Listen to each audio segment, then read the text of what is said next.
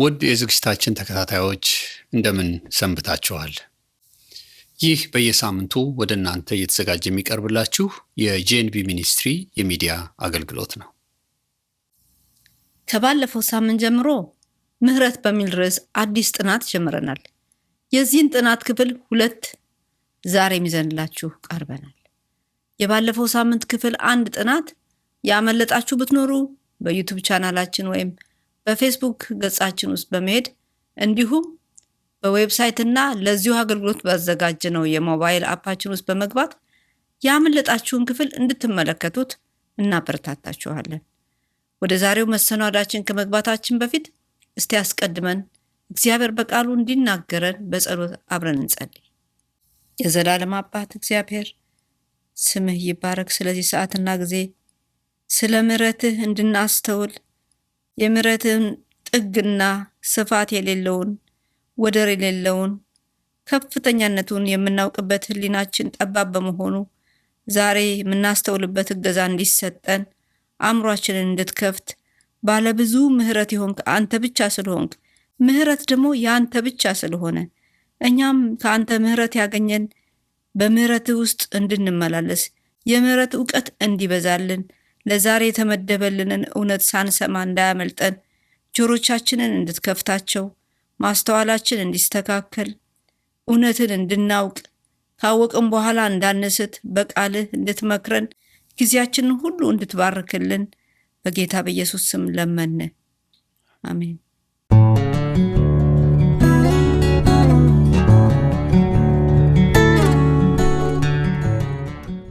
ምህረት የሚለውን ቃል በተደጋጋሚ ከመስማታችንና ከመዘመራችን እንዲሁም ከመሰበካችን የተነሳ በቃላት ደረጃ ሳይቀር ባፋችን የቀለለ ቃል ሆኖብን ይሆናል። ነገር ግን ምህረት ብዙ ምስጢርን የያዘና የአምላካችን አንዱ የባህሪው መገለጫ ነው። በባለፈው ሳምንት ካነሳናቸው ዋና ነገሮች ውስጥ ሰዎች የተባለን ሁሉ ፍትህን የማግኘት መብት አለን፣ ነገር ግን ምህረት አስገድደን የምንቀበለው ሳይሆን በምህረት ሰጪው ፈቃድ የሚሰጠን እንደሆነ ተመልክተናል። እንኳን ከታላቁ አምላካችን ይቅርና ከአንድ ሰው አስገድደን ምህረትና ይቅርታ መቀበል አንችልም። ምክንያቱም ምህረትና ይቅርታ የልብና የውስጥ ጉዳይ ስለሆኑ ነው። ሌላው የተመለከትነው ጉዳይ ምህረት በእድል ወይም በአድሎ የምንቀበለውና የሚሰጠን አለመሆኑን ነው። እግዚአብሔር ለማንም በአድሎም ሆነ በእድል ምህረትን አይሰጥም። ስለዚህ እነዚህን ነጥቦች ካነሳን በኋላ ታዲያ እግዚአብሔር ምህረትን ለነማን ነው የሚሰጠው የሚለውን ጥያቄ አንስተን ለጥያቄያችን ምላሹን ዛሬ እንደምንነጋገርበት ቀጠሮ ይዘን ነው ያለፈውን ሳምንት የተለያየ ነው። ወደ ጥያቄያችን ምላሽ ከመግባታችን በፊት ስለ እግዚአብሔር ምህረት አንድ ዝማሬን ዘምረንላችሁ ውይይታችንን እንጀምራለን።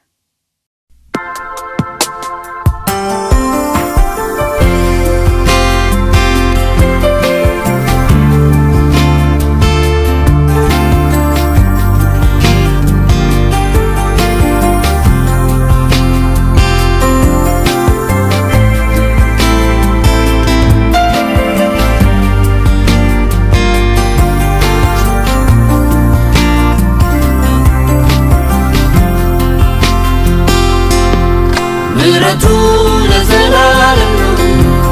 ምህረቱ ለዘላለም ነው። ምህረቱ ለዘላለም ነው። ምህረቱ ለዘላለም ምህረቱ ለዘላለም ነው። ምህረቱ ለዘላለም ነው። ምህረቱ ለዘላለም ነው። ምህረቱ ለዘላለም ምህረቱ ለዘላለም ምህረቱ ለዘላለም ነው። ምህረቱ ለዘላለም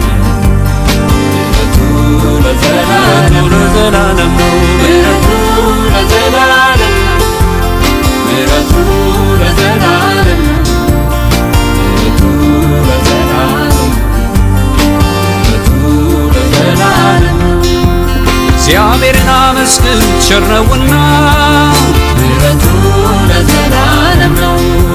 የአማልክትን አምላክ አመስግኑ ምህረቱ ምሕረቱ ለዘላለም ነው። የጌቶችን ጌታ አመስግኑ፣ ምሕረቱ ለዘላለም ነው። እሱ ብቻውን ታላቅ ታምራት ያደረገ ምሕረቱ ለዘላለም ምሕረቱ ለዘላለም ነው። ምሕረቱ ለዘላለም ነው።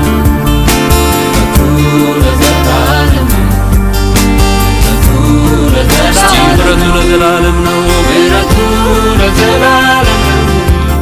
ምሕረቱ ለዘላለም ነው። ምሕረቱ ለዘላለም ነው። ምሕረቱ ለዘላለም ነው። ሰማያትን በብልሃቱ የሠራ ምሕረቱ ለዘላለም ነው። ምድርን በውሃ ላይ ያጸና ምሕረቱ ለዘላለም ነው። ብቻውን ታላላቅ ብርሃንን የሠራ ምሕረቱ ለዘላለም ነው። ለፀሐይ ቀንን ሰጥቶ ያስገዛ ምሕረቱ ለዘላለም ነው። ምሕረቱ ለዘላለም ነው። ምሕረቱ ለዘላለም ነው። ምሕረቱ ለዘላለም ነው። ምሕረቱ ለዘላለም ነው።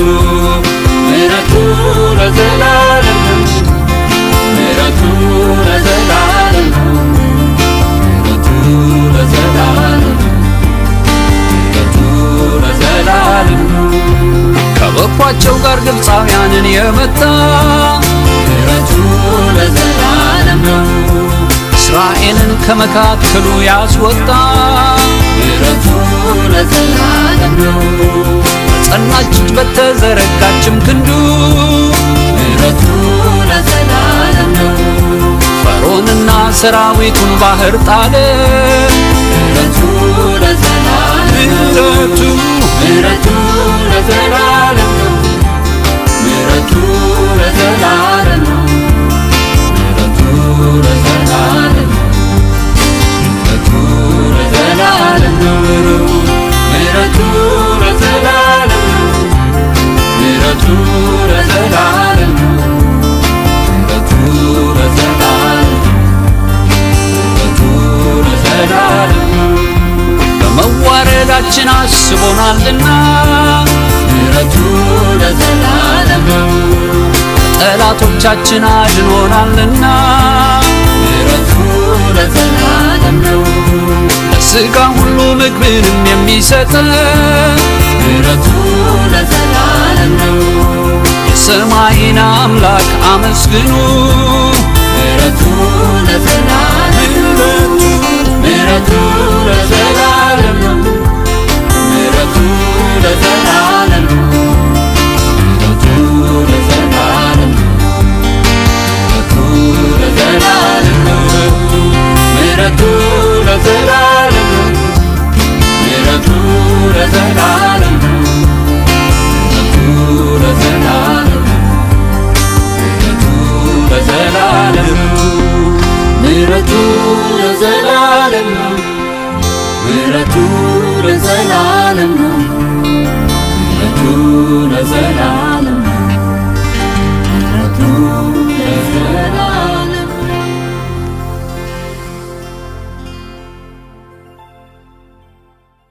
ስለነበረን የዝማሬ ጊዜ ጌታን እናመሰግነዋለን። እውነት ነው፣ ምሕረቱ እስከ ዘላለም የሆነውን አምላክ እጅግ አድርገን እናመሰግነዋለን።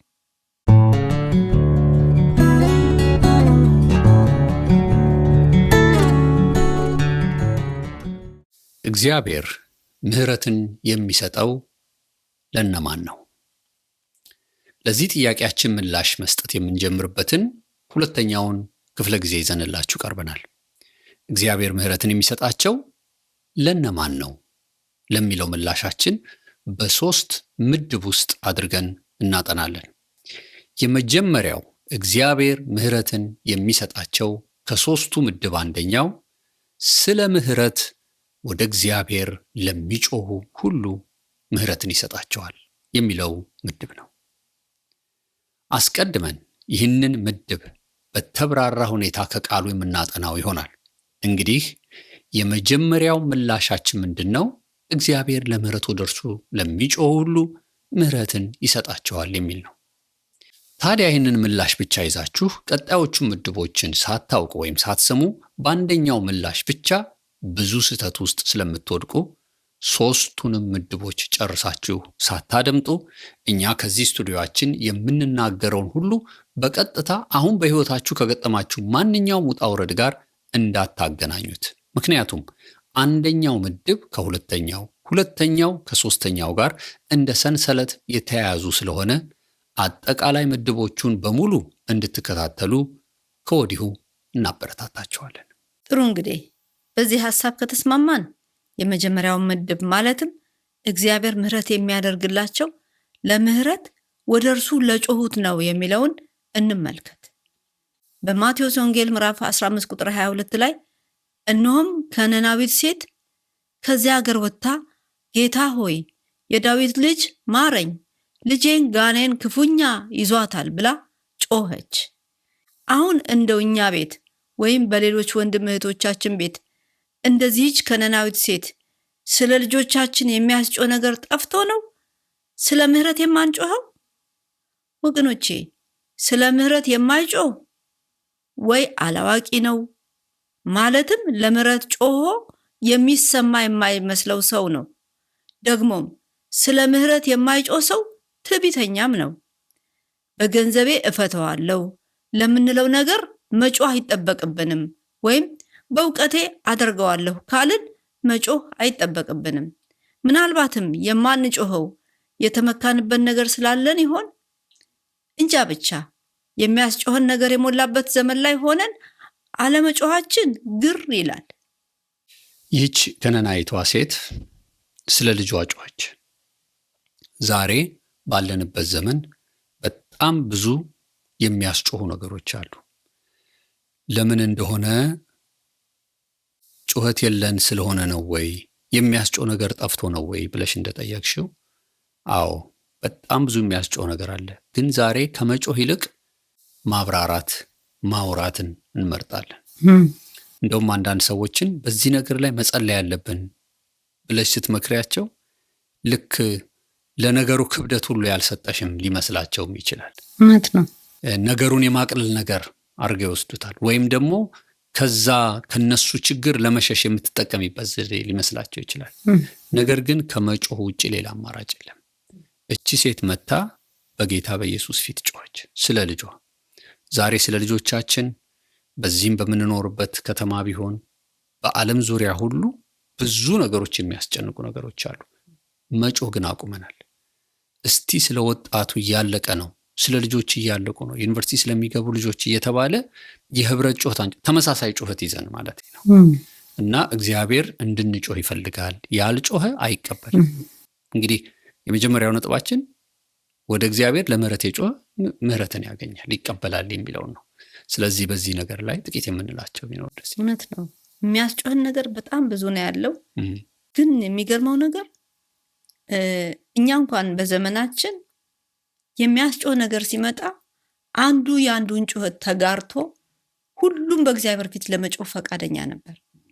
ምን እንደሆነ አላውቅም። አሁን ሁላችን አንጮህም።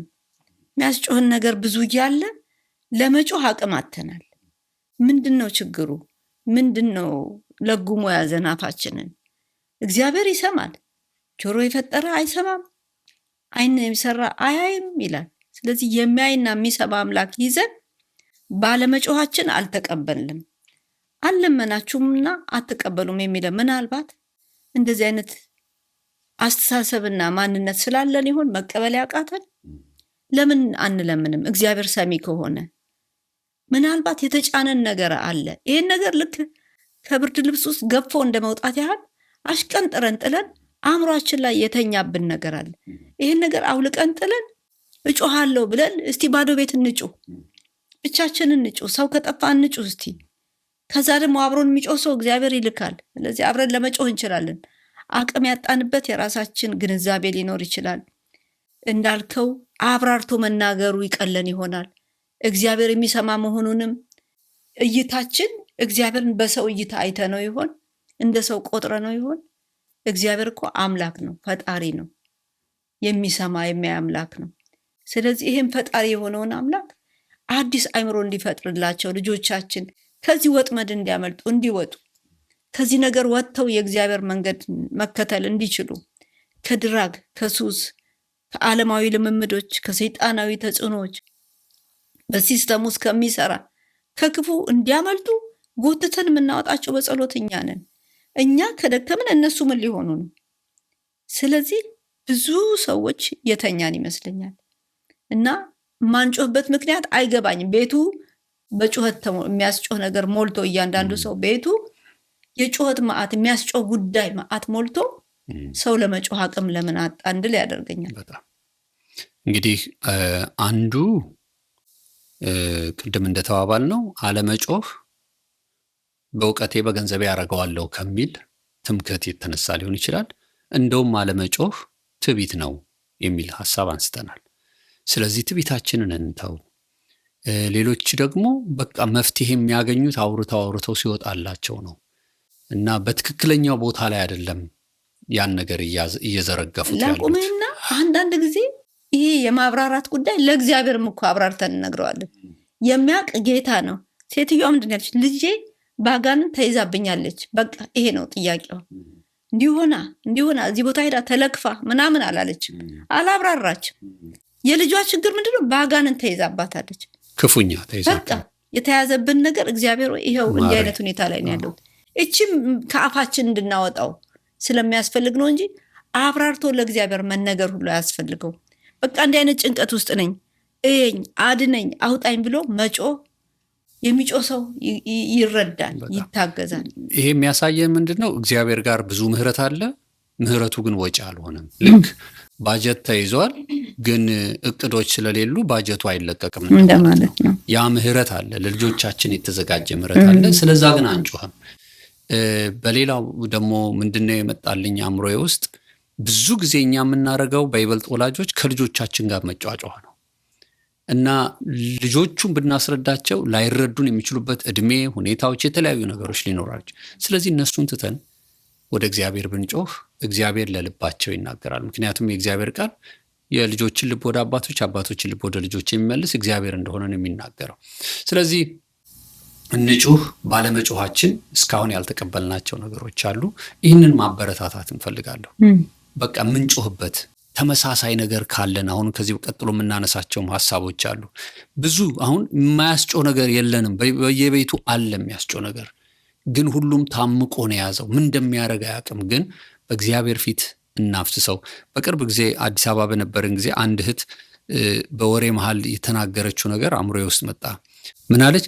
መጸለይ ፈለግኳለች፣ ግን ማጋ ነው የምጸልየው። አይሽ ጸሎት ራሱ ታስቢ እነንትና ጋር ከሄድክ ወሬ ነው ያለው፣ እነንትና ጋር ከሄድክ ሻይ ቡና ነው። አዎ፣ ስለዚህ ጸላይ መፈለግ ራሱ የተቸገርንበት ዘመን ነው ማለት ነው። እና እግዚአብሔር ይርዳን። ደውለንም በምንም ብለን በጸሎት የሚረዱንን ሰዎች አግኝተን ነይ እንጩህ ተባብለን ጮኸን የምናገኝበት እንዲሆን። ምክንያቱም ወደ እኔ ጩህ እኔም እመልስልሃለሁ ነው የሚለው። ስለዚህ እግዚአብሔር የእኛን ጩኸት ይፈልገዋል። ምህረት በጩኸት ነው የሚገኘው። ይሄ ችግረኛ ጮኸ እግዚአብሔርም ሰማው ይላል። አንዳንድ ጊዜ አብረውን የሚጸልዩ ሰዎች እንኳ ካጣን ብቻችንን ባዶ ቤት እንጩህ እግዚአብሔር ይሰማናል። ይሄ ችግረኛ ጮኸ ነው የሚለው። እኔ ተቸግሬ ዝም ብዬ ስጮህ ዝም ብሎ አያልፈኝም። ጩኸቴ፣ እንባዬ፣ እያንዳንዱ ነገር እሱ ጽዋ ላይ ይሞላል። ልክ ሲሞላ በቃ አሁን ብሎ እግዚአብሔር ልመናችንን መልስ ይሰጣልና ሰምቶ የሚመልስ አምላክ ስለሆነ ምናልባት እንዲህ አይነት ልምምድ ከሌለን ራሳችንን ወደዚህ ልምምድ ብንከት ሌላ ሰው ሊረዳንና ሊረዳንም የሚችል ማንም አይኖረንም። ወደ እግዚአብሔር ብቻ እንጮህ። በግልም በህብረትም ያስፈልጋል። ወደ እግዚአብሔር መጮህ አለብን።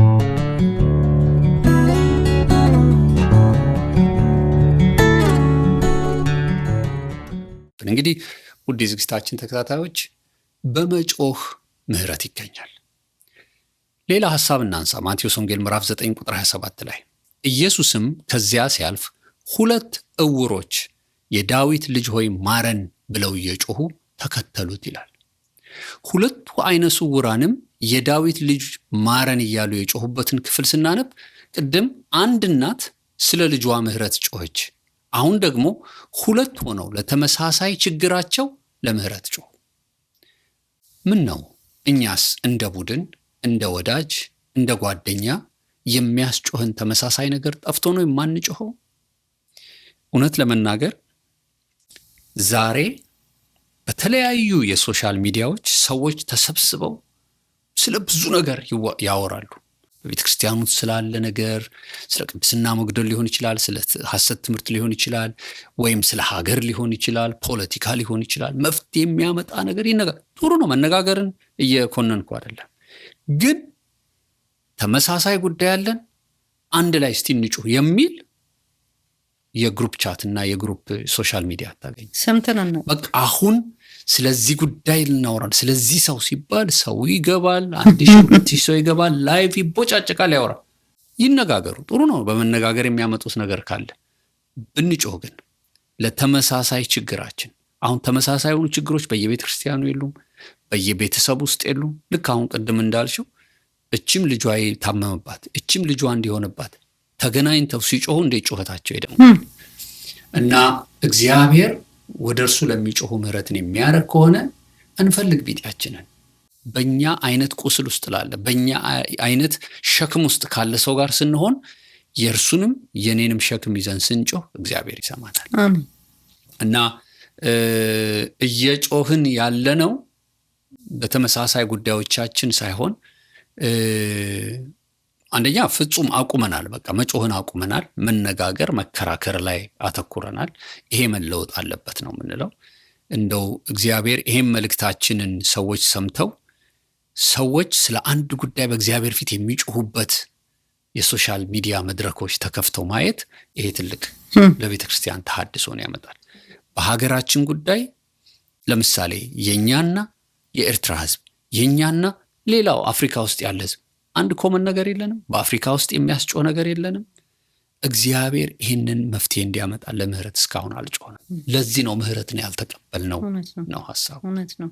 ካልጮህን አንቀበልም። ስለዚህ አሁንም ቢሆን የሚሰሙን ሰዎች ይህንን ጩኸት ለመጮህ ቢበረታቱ፣ ማንም ሰው መጥቶ እንጩህ የሚላቸው እንደነሱ ያለ ችግረኛ ሰው ከመጣ እሺ ብሎ ብድግ ማለት ያዋጣል።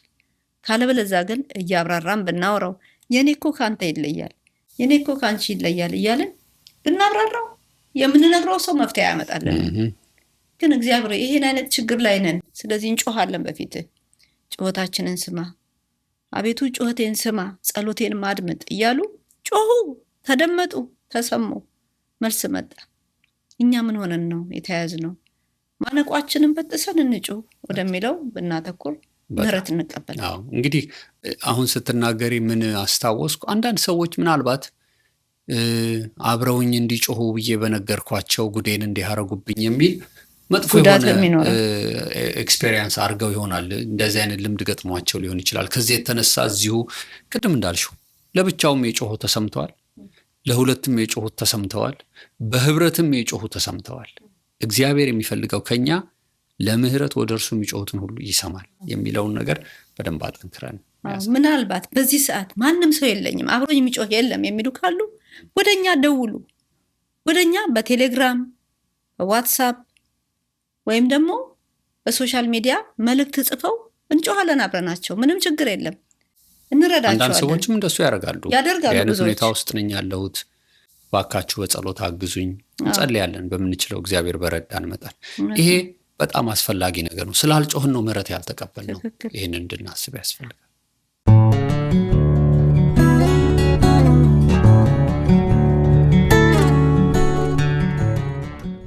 ማርቆስ ወንጌል ምዕራፍ 10 ከቁጥር 47 እስከ 48 የናዝሬቱም ኢየሱስ እንደሆነ በሰማ ጊዜ የዳዊት ልጅ ኢየሱስ ሆይ ማረኝ እያለ ይጮህ ጀመረ። ብዙዎችም ዝም እንዲል ገሰጹት። እርሱ ግን የዳዊት ልጅ ሆይ ማረኝ እያለ አብዝቶ ጮኸ። በዚህ ቃል ላይ ልናተኩርበት የሚያስፈልገው ሐሳብ ስለ ምህረት መጮህ ብቻ ሳይሆን ዝም እንዲል ሲቆጡት አብዝቶ ስለ ምህረት እንደጮኸ ሰው ዛሬ እኛ ድሮ ስንጮህበት ለነበረው የምህረት ጩኸት በማን ግሳጼ ወይም በማን ምክንያት እንደ ድሮአችን መጮህ አቁመን ይሆን? ድሮ ትዝ ይላችኋል እንዴት ይጮህ እንደነበር? ስለ ምህረት ዛሬ መጮህ ለምን አቃተን? ዛሬ ስለ ምህረት ከምንጮህ ይልቅ ቅድም ስንናገር እንደነበረው በራሳችን መንገድ ፍትህን ለማግኘት የምንሯሯጠው ይበልጣል። ስለ ምህረት ከምንጮህ ይልቅ ወሬን ብናወራ ይቀለናል። እስቲ መጽሐፍ ቅዱሳችንን እናንብብ። ከዘፍጥረት ጀምሮ እስከ ራእይ ድረስ ስለ ጩኸት የምንማርበት መጽሐፍ እኮ ነው። ግለሰቦች ጮኸዋል፣ ማህበረሰብ ጮኸዋል፣ አገር ጮኸዋል፣ መሪዎች ጮኸዋል፣ ነገስታት ጮኸዋል፣ ነቢያት ጮኸዋል፣ ጌታ ኢየሱስ ራሱ ጮኸዋል። ታዲያ እኛ ምን ሆነን ነው የማንጮኸው? ማን እንዳትጮሁ ብሎን ይሆን የማንጮኸው? ነገር ግን በዚህ በመጀመሪያው ነጥባችን እየተመለከትነው ያለነው እግዚአብሔር ስለ ምህረት የሚጮሁትን ሁሉ ምህረትን ይሰጣቸዋል የሚለውን ነው። ይህ ስዕል ምን ያስታውሳችኋል?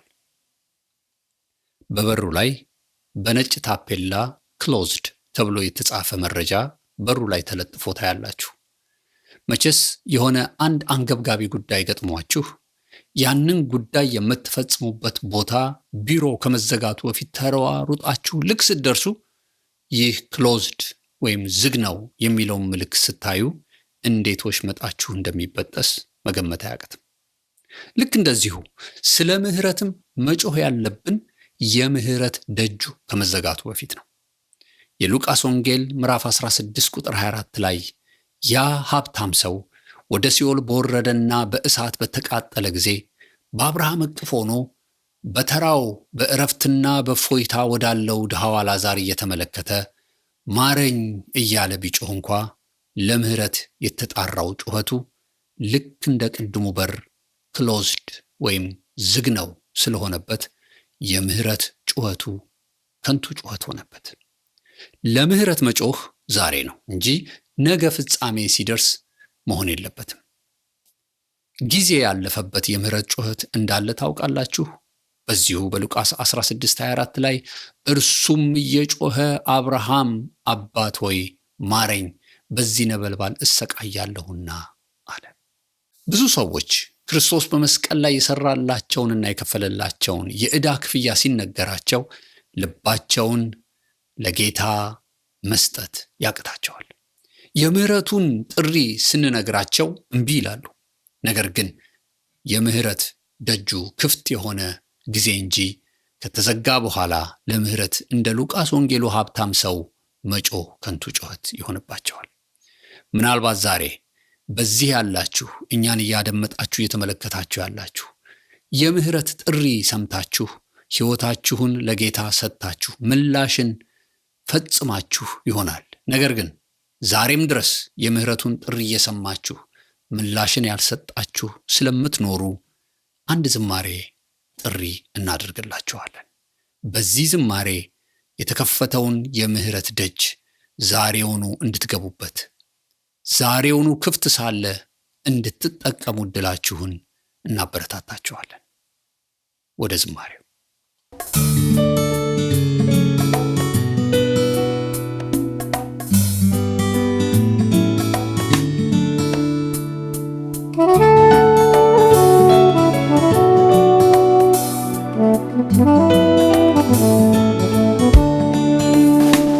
የምህረት ደጁ ተከፈተ፣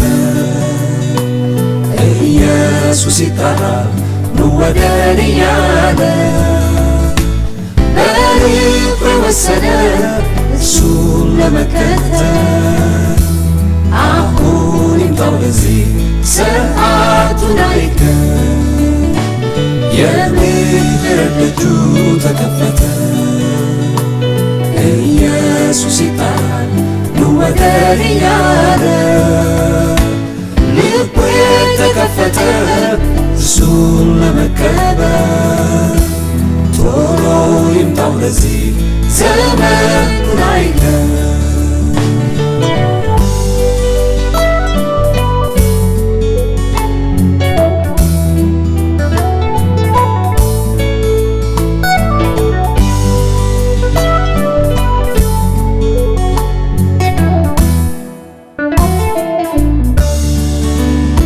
የመዳን ቀና እንጂ ነገ አይደለም፣ ነገ የሚመጣው የሚያውቅ ማንም የለም።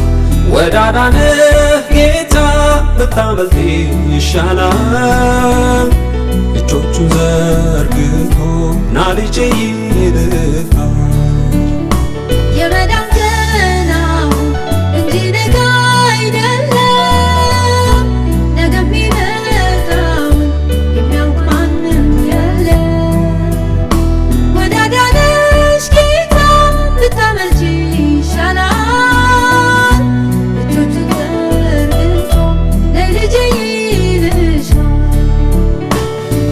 የምህረት ደጁ ተከፈተ። ኢየሱስ ይጣል ወደኔ ያለ ልቤ ተከፈተ እሱን ለመቀበል። ቶሎ ይምጣው ለዚህ ዘመኑን አይገር።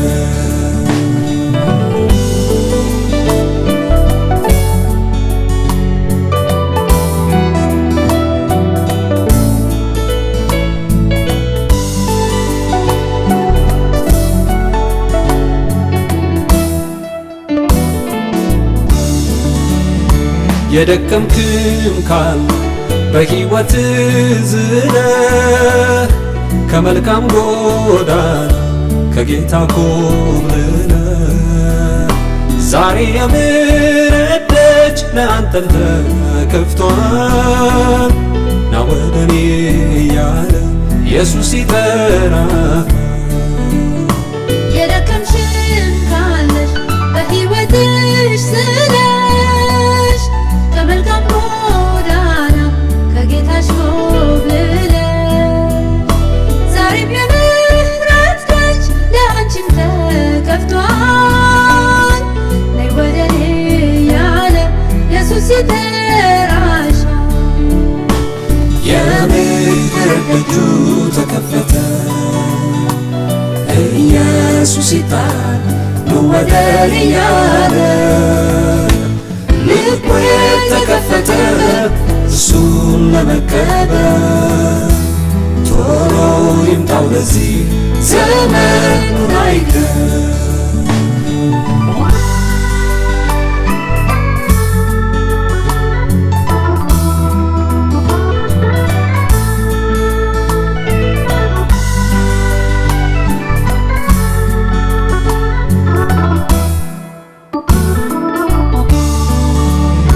ይህን የጥሪት ብዙ ጊዜ የሰማ ምላሽን ሳትሰጥ ዝም ብለህ ችላ ያል ዛሬም በድጋሚ ይጥሪ ያስተጋባል።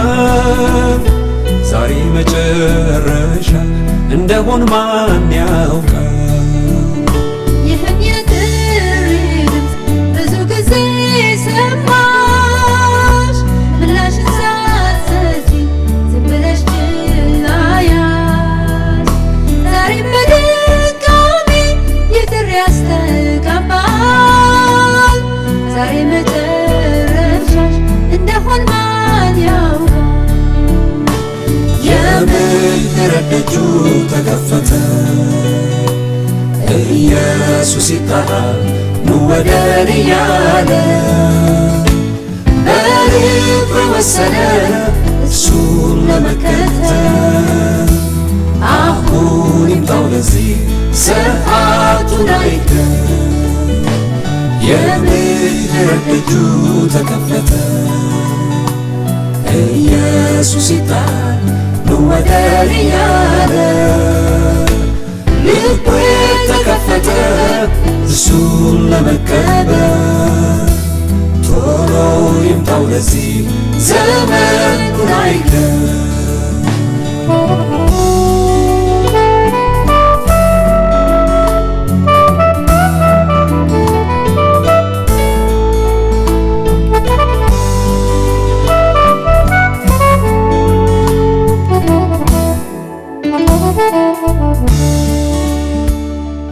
ስለነበረን የዝማሬ ጊዜ ጌታን እናመሰግነዋለን።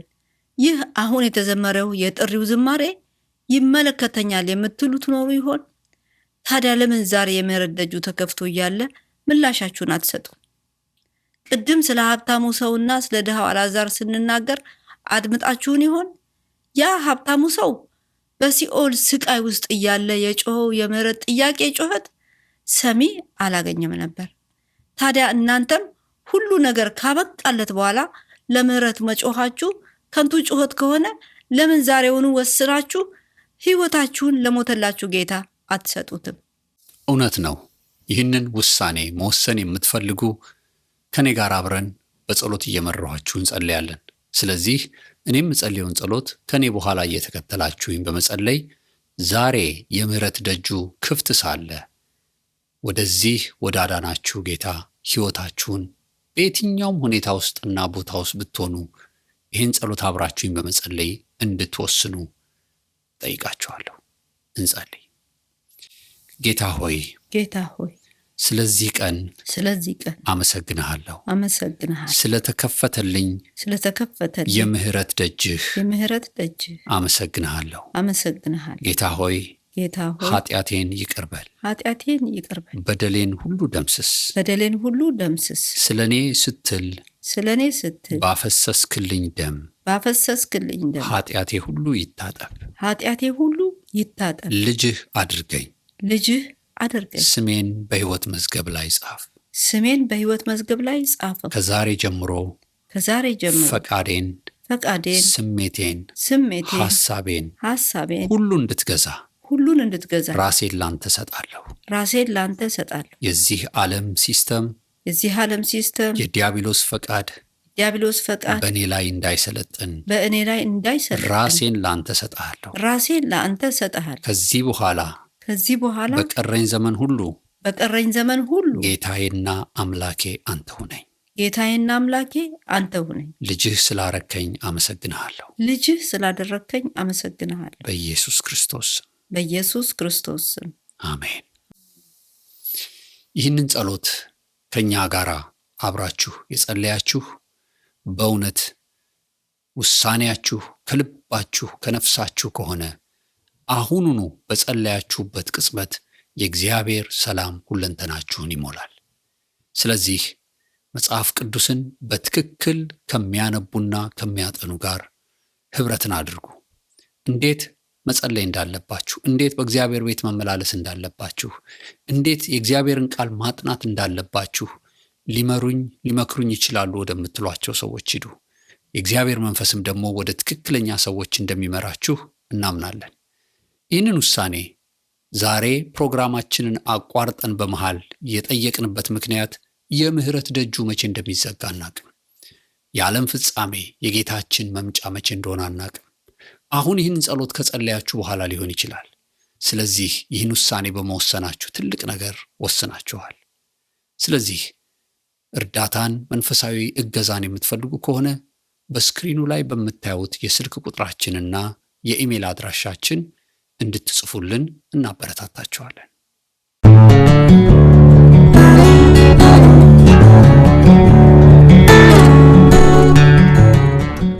ወደ ተነሳንበት ርዕሳችን ስንመለስ እየተወያየንበት ያለነው ሐሳብ ስለ ምህረት ሲሆን እስካሁን በተወያየነው መሰረት እግዚአብሔር ምህረቱን ለነማን ይሰጣል ለሚለው ጥያቄያችን ያገኘነው የመጀመሪያ ምላሻችን እግዚአብሔር ወደ እርሱ ለምህረት ለሚጮሁት ሁሉ ምህረትን ይሰጣቸዋል የሚል ሐሳብን እየተነጋገርን ነው። ይህን ሐሳብ ከአንድ እውነተኛ ታሪክ ጋር አያይዘን እንንገራችሁ። ይህ በምስሉ ላይ የምትመለከቱት የምን ምልክት እንደሆነ ታስታውሳላችሁ? አዎ፣ ይህ የጀርመን ናዚ ሂትለር የዓለምን ጦርነት ባካሄደ ጊዜ ይጠቀሙበት የነበረው ምልክት ነው። ይህ ምልክት የጭካኔ መጨረሻ፣ የአረመኔነት መገለጫ ነው። ይህን ምልክት በአሁን ጊዜ የሚጠቀም ቡድን ሆነ ግለሰብ በሕግ የሚጠየቅባቸው ሀገሮችም አሉ። የአዶልፍ ሂትለር የመራው የዓለም ጦርነት እንዳበቃ ከ30 ሚሊዮን በላይ ሰዎች እንዲያልቁና 6 ሚሊዮን አይሁዶች እንዲጨፈጨፉ በአመራር ላይ የነበሩ ዋነኛና ቀንደኛ የጀርመን ናዚ አዛዦች ከነበሩት ውስጥ ተማርከው የተያዙ 16 ሰዎች በጥብቅ እስር ቤት ውስጥ አስገቧቸው። እነዚህን 16 ናዚዎች ወንጀለኞችን የዓለም አቀፍ ፍርድ ቤት ፍርድን እስኪሰጣቸው ድረስ 3 አይነት አገልግሎትን እንዲያገኙ ተፈቀደላቸው። እነዚህም አገልግሎቶች የጠበቃ አገልግሎት፣ የጤና ሐኪም ባለሙያዎች አገልግሎትና ደግሞም ለመንፈሳዊ ሕይወታቸውና የሞት ፍርድ ሲበየንባቸው ኑዛዜ የሚያስደርጓቸው ቄሶች ተፈለጉላቸው።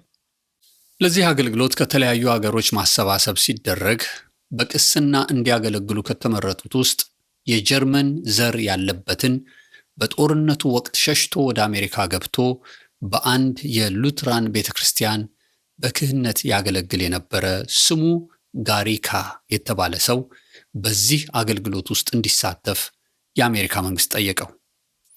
ይህም ሰው እነዚህ 2 ልጆቼን የጨረሱ ጨካኞች የሞት ፍርድን ይቀበሏታል እንጂ ሄጄ ወንጌልን አልሰብክላቸው፣ ነፍሳቸው እንድትድንም አልፈልግም ብሎ ለመሄድ ፈቃደኛ አልሆነም።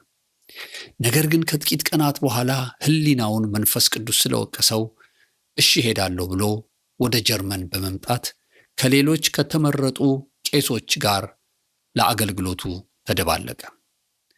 በመጀመሪያው ቀን አገልግሎቱ እነዚህን 16ቱን የዓለም ወንጀለኞች ሰብስቦ በመስቀል ላይ ስለተከፈለላቸው ዕዳ ከወንጌል ላይ ቃሉን ከፍቶ ማስተማር ጀመረ።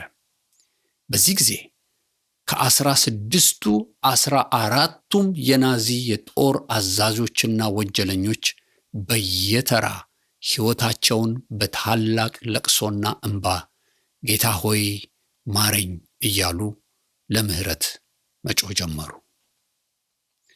የጥቂቶቹን ምስክርነት እናካፍላችሁ። ይህ በምስሉ ላይ የምትመለከቱት ሰው የሰይጣን ደቀ መዝሙር በመባል የሚታወቀው ሳውኮ የተባለው የናዚ አዛዥ ነበር። የክርስቶስ ፍቅርና የመስቀሉ ሥራ በሚሰበክበት ጊዜ ከተቀመጠበት ተነስቶ ወድቆ በመንበርከክ ጌታ ሆይ ምህረት አድርግልኝ ብሎ በማልቀስ የመጀመሪያው ሰው ሆነ። ወደ ሌላኛው የናዚ ጦር አዛዥ የነበረው ቫን ሩበን የተባለውም ሰው ሳውኮ የተባለውን ሰው ተከትሎ በመሬት ላይ ወድቆ ጌታ ሆይ ምህረት አድርግልኝ እያለ ማልቀስ ጀመረ። ሶስተኛው የናዚ አዛዥ ካይትል የተባለ እንዲሁ ምህረት አድርግልኝ እያለ ኃጢአቱን ይናዘዝ ጀመር። በዚህ ጊዜ ሌሎቹም እየተከተሉ ምህረት አድርግልን እያሉ መጮኻቸውን ቀጠሉ። በተከታይነት ለምህረት ከጮሁት ውስጥ ሌላኛው ሩዶልፍ ሆስ የተባለው ሰው ነው። እንደውም ይህ ሰው የአይሁድ ጭፍጨፋ ላይ በአዛዥነት ከተሳተፉት አንዱ ነበር። በ1947 ላይ የሞት ፍርድ ተፈርዶበታል። ነገር ግን ሩዶልፍ ሆስ ሕይወቱን ለክርስቶስ ሰጥቶ ለምህረት ከጮሁት መካከል ሆኖ በጌታ ኢየሱስ አመነ። ሌላው ሕይወቱን ለጌታ የሰጠው የናዚ አዛዥ ፍራንስ ስታንግል ይባላል። ለብዙ ሺዎች ሞት በዋነኝነት ከሚጠየቁ የወንጀለኛ ቁንጮ አንዱና ዋነኛው ሰው ነበር። ይህ ሰው የሞት ፍርደኛ ቢሆንም ጌታ ኢየሱስን በማመን የዘላለምን ሕይወት ተቀበለ። አልበርት ስፒር የተባለው ወታደር የሂትለር አርክቴክት በመባል የሚታወቅ ዋነኛ አዛዥ ነበር። በስፖንዳው እስር ቤት ውስጥ በከባድ እስር የነበረ ሲሆን የሞት ፍርድን ተቀብሏል። ነገር ግን ይህም ሰው የክርስቶስ ፍቅርና መሐሪነት ነክቶት ከእግዚአብሔር ጋር ታርቋል። ፍሪትዝ ሳክል፣ ሃንስ ፍሪዚች፣ ባልደር ቫን ስራች የተባሉ እነዚህ ሦስቱም የምህረት ጩኸትን ጮኸው ሕይወታቸውን ለክርስቶስ ሰጡ።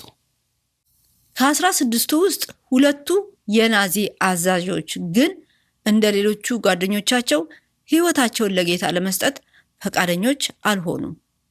እነርሱም ጎሪንግ እና ሂስ ይባላሉ።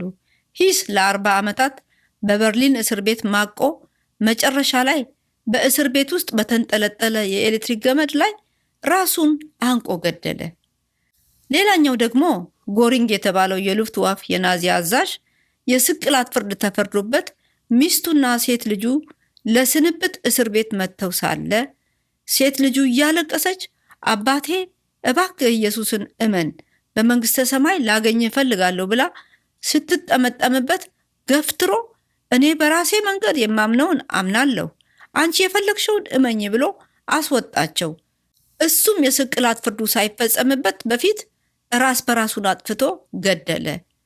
ከ16 ውስጥ 14ቱ ምንም በፍርድ ቤት ማግኘት ያለባቸውን የሞት ቅጣት ቢቀበሉም ነገር ግን የእግዚአብሔር ምሕረት አግኝተው በጌታ ኢየሱስ አመኑ። ታዲያ የጮሁት ሁሉ የሞተላቸውን ጌታ ወደ ሕይወታቸው በማስገባት ድነትን አገኙ። እግዚአብሔርም ምሕረትን አደረገላቸው። ከኢየሱስ አጠገብ የተሰቀለው ሰው ትዝ ይላችኋል? በዛች ባለቀች ሰዓትና ደቂቃ ስለ ምሕረት ጮኸ። እባክህ በመንግስትህ በመጣህ ጊዜ አስበኝ ብሎ ለመነ። ጌታ ኢየሱስ ግን ዛሬ በገነት ከኔ ጋር ትሆናለህ አለው። ወገኖቼ ሆይ ስለ ምህረት የጮሁ ሁሉ ጩኸታቸው ተሰምተዋል። አስቀድመን ስንነግራችሁ ከነበሩት የናዚ ወታደሮች መካከል ስለ አንደኛው የሚያስደንቅ ምስክርነት ደግሞ እንንገራችሁ። ይህን አሁን እየነገርናችሁ ያለውን የናዚ ጨካኝ አዛዦችና ወታደሮች እንዴት ወደ ጌታ እንደመጡ ልክኛ ዛሬ ለእናንተ እንደምንነግራችሁ አንድ የእግዚአብሔር ሰው አገልጋይም በአውስትራሊያ ውስጥ በተካሄደ በአንድ ስብሰባ ላይ ይህንኑ ታሪክ በስብከቱ መካከል ሲናገር በስብሰባው ውስጥ ወደ መሃል መደዳ ላይ ባንድ ላይ የተቀመጡ ወንድና ሴት በጣም እያለቀሱ ያደምጡኝ ነበር አለ። ይህም ሰው ንግግሬን አቋርጬ ልጸልይላችሁ ወይ ብዬ ስጠይቃቸው ስብከትና ንግግርህን ቀጥል አሉኝ አለ። አሁንም ታሪኩን ስቀጥል የበለጠ እየተንፈቀፈቁ ማልቀሳቸውን ቀጠሉ። በዚህ ጊዜ ሁኔታቸው እኔንም ሌሎችንም ሰዎች ስለረበሸ ስብከቴን አቁሜ ምናልባት ከባድ ችግር ውስጥ ከሆናችሁ እኔ አገልግሎቴን አላቋርጥም፣ ባለቤቴ ሚስቴ ግን ሌላ ክፍል ወስዳችሁ ልትጸልይላችሁ ትችላለች ብዬ አሁንም ጠየቅኳቸው ይላል። ሰዎቹም በታላቅ እንባ ውስጥ ሆነው እባክህ የጀመርከውን ታሪክ ጨርስልን አሉኝ። ነገር ግን ነገሩ በጣም ግራ ስለገባኝ የጀመርኩትን ታሪክ ጨርሼ ፕሮግራሙን ጨረስኩ አለ። ይህ ሰው ታሪኩን ሲቀጥል እንዲህ አለ። በኋላ ስብከቴን ጨርሼ ወዲያው እነዚህ ሰዎች ጋር ሄጄ ለምንድን ነው እንደዛ ስታለቅሱ የነበረው አልኳቸው። ሴትዮዋ ቀደም ብላ እንዲህ አለችኝ። ቅድም የናዚ አዛዦች እንዴት ወደ ጌታ እንደመጡ ታሪካቸውን ስትናገር ነበር። ታዲያ ከዘረዘርካቸው ባለታሪኮች ውስጥ ካይትል አጎቴ ነው። በሄድኩበት ሁሉ ብዙ ሰዎች ካይትል አጎቴ መሆኑን ሲያውቁ ያገሉኛል። ከከተማ ከተማ ብቀይር አገር ብለውጥም በሆነ አጋጣሚ ሰዎች እኔ የካይትል ዘመድ መሆኔን ሲያውቁ ወዲያው ይሸሹኛል። ከዚህ የተነሳ ለ25 ዓመት በጥቁር ደመና ስር እንዳለሁ ነበር የምቆጥረው። እስከ አውስትራሊያ ድረስ ያመጣኝም ከዚህ ጉዳይ ለመሸሽ ነበር። ከዚህ በፊት ካናዳ ኖሬያለሁ፣ ግን ልክ የካይትል ዘመድ መሆኔ ሲታወቅ ያቀርቡኝና ያናግሩኝ የነበሩ ሰዎች ሁሉ እኔን ማናገር ያቆማሉ፣ ይሸሹኛል። ዛሬ ግን አጎቴ በሰማይ ከጌታ ጋር እንዳለ፣ በንስሐ ከጌታ ጋር ታርቆ ሕይወቱ እንዳለፈ የምስራች ነገርከኝ። ለ25 ዓመት እላይ ላይ የነበረው ጥቁር ደመና ተገፈፈልኝ። ከዚህ በኋላ ማንም መጥቶ አንቺ ሴት ካይትል አጎትሽ ነው ብሎ ቢጠይቀኝ አዎ ካይትል በንስሐ ከአምላኩ ጋር ታርቆ በሰማይ ከጌታ ኢየሱስ ጋር ነው፣ አንተ በዚህ ጌታ ማመን ትፈልጋለህ ብዬ በድፍረት እናገራለሁ እንጂ ከዚህ በኋላ አልሸማቀቅም አለችኝ ብሎ መሰከረ። ታውቃላችሁ ጌታ ኢየሱስ በክብር ሲገለጥ ከምንደነቅባቸው ነገሮች አንዱ እኛ በታሪክም በእውቀትም ጨካኝ አረመኔ ናቸው ያልናቸው፣ ነገር ግን እኛ በማናውቀውና ባላየነው መንገድ ለምህረት ጮኸው ምህረትን አግኝተው አብረውን የጌታን መንግስት የሚካፈሉ በምህረቱ ያዳናቸውን ሰዎች ስናይ ብዙ የምንደነቅና የምንገረም እንደሆነ አስባለሁ። የምምረውንም እምረዋለሁ ያለ ጌታ ስንቶች ላይ እኛ ፈርደንባቸው፣ ስንቶች እሱ በምህረቱ ታድጓቸው ይሆን? ታዲያ ለምንድን ነው እኛ ለምህረት የማንጮኸው? ለምንድን ነው ምህረትን የማንጠይቀው? እሱ እኮ የምህረት አምላክ ነው። ስለዚህ በዚህ ሰዓት ስለ ምህረት እንጩህ። በግል ህይወታችሁ ስለ ምህረት የሚያስጮሃችሁ ነገር የለም? ስለ ቤተሰባችሁ ለምህረት የሚያስጮሃችሁ ነገር የለም? ስለ ቤተ ክርስቲያናችሁና በዓለም ዙሪያ ስላለችው የክርስቶስ ቤተ ክርስቲያን የሚያስጮህን ነገር የለም? ስለ ሀገራችንስ እንደው የሚያስጮህ ነገር ጠፍቶ ነው? በዓለም ዙሪያ ስላለው ጦርነት፣ ረሃብ፣ ቸነፈር የሚያስጮህን ነገር ጠፍቶ ነው? እንደው አሁን የሚያስጮህን ጠፍቶብን ነው ለምህረት ከመጮህ ይልቅ እርስ በርስ በሐሜትና ባሉባልታ የምንነካከሰው? ስለዚህ ምህረት እያልን ሁላችንም እንጩህ። መሐሪው ጌታ ይምረናል። ቀጣዩን ዝማሬ እየዘመርን ለምህረት እንጮሃለን። በግል ህይወታችን ላይ፣ በቤተሰባችን ውስጥ ስላለ ጉዳይ፣ በቤተ ክርስቲያን ላይ ስላሉ ነገሮችና በሀገራችን ላይ ምህረቱን እንዲያመጣልን ስለ ምህረት እንጮሃለን።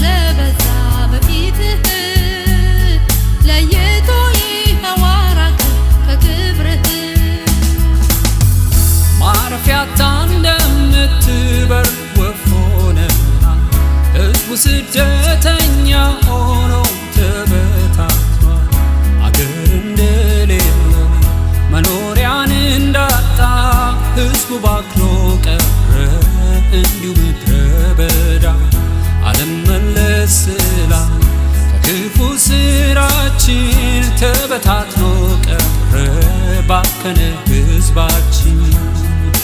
ግን ብንመለስ በፊቱ ወድቀን ከአምላካችን ምሕረት እናገኛለን።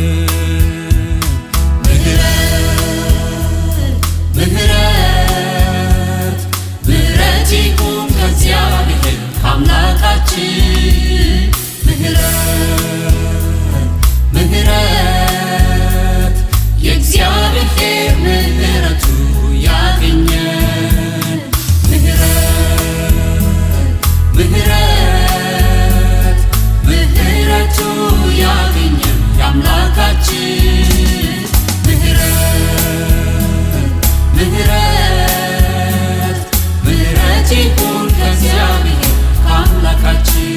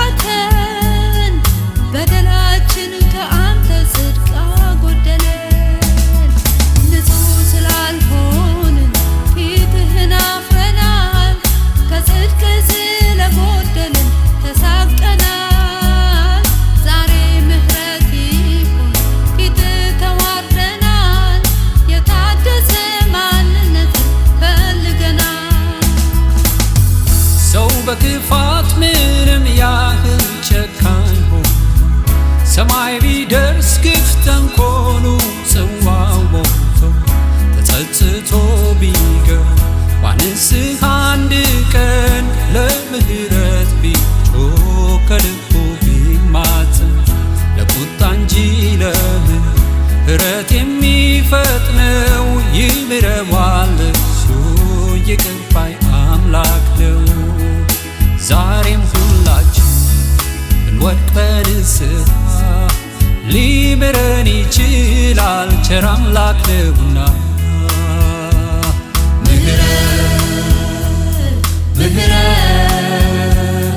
ምሕረት ይሁን ከእግዚአብሔር ከአምላካችን። ምሕረት የእግዚአብሔር ምሕረቱ ያገኘን።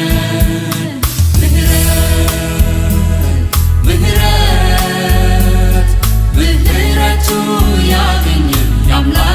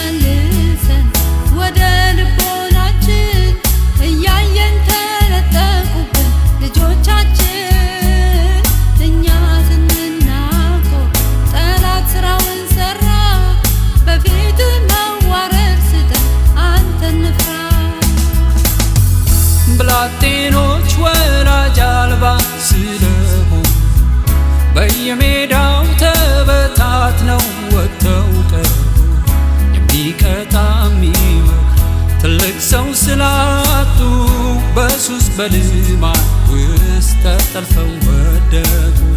በእኛ በወላጆች ግትርነት ምክንያት እርቅን ስለማንወድ ገፍተን ስለጣልናት የመጪውን ትውልድ ስላበላሸን ዛሬ በንስሐ ፊቱ ልንወድቅ ነው።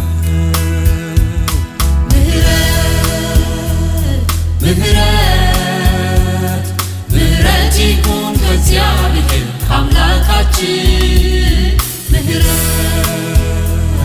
ምህረት የእግዚአብሔር ምህረቱ ያገኘን።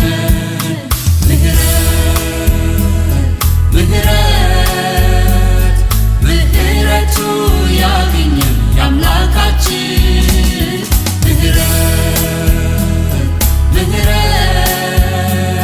ምህረት ይሁን ከእግዚአብሔር ከአምላካችን።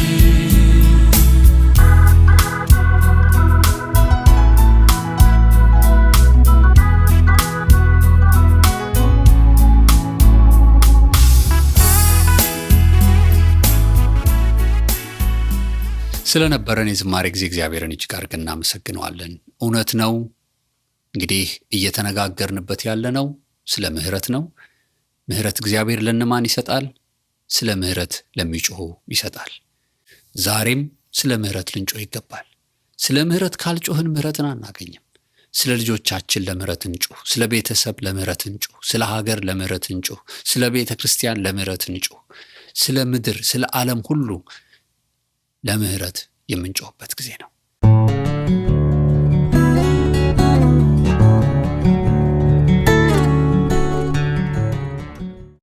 እንግዲህ ውድ የዝግጅታችን ተከታታዮች ስለነበረን ጊዜ እግዚአብሔርን እጅግ አድርገን እናመሰግነዋለን። ብዙ ነገር እንደምትማሩ ተስፋ እናደርጋለን። በሚቀጥለውም ቀጣዩን ደግሞ 3 ምድቦች አሉ ብለናችኋል። እግዚአብሔር ምህረትን የሚሰጠው ለነማን ነው? የመጀመሪያዎቹን ተመልክተናል። ለምህረት ወደ እግዚአብሔር ለሚጮሁ ሁሉ እግዚአብሔር ምህረትን ይሰጣል ብለናል። ሁለተኛውና ሶስተኛው ምድቦች ደግሞ እንደ እግዚአብሔር ፈቃድ በተከታዮቹ ሳምንታት እናጠናለን። ቅድም እንዳልናችሁ ይህ ሳምንት ለምህረት በግል ሕይወታችን፣ በቤተሰብ፣ በቤተ ክርስቲያን፣ በአገር ደረጃ የምንጮህበት እንጂ የምናወራበት የምናብራራበት ሳምንት አይደለም። እግዚአብሔር በሚረዳን ነገር ሁሉ ከሌሎች ጋር ሁሉ አብረን ከማጋር ልጩህ ብለን የምንጮህበት ሳምንት፣ የምንደዋወል ቢሆን በሶሻል ሚዲያ ውስጥም ቢሆን ጸሎት ወዳለበት ስፍራ የምንመለስበት ጊዜ ነው እግዚአብሔር የሚፈልገው። ይሄ መልእክት በጣም ለብዙዎቻችን ሊደርስ ይገባል። ይህም መስማት ይገባቸዋል ለምትሏቸው ሁሉ አካፍሏቸው። የምንጸልይበት የምንጮህበት ሳምንት ይሆንልን። በተከታዩ ሳምንት እስክንገናኝ የእግዚአብሔር ምህረት ከሁላችንም ጋር ይሁን። በደህና ቆዩ።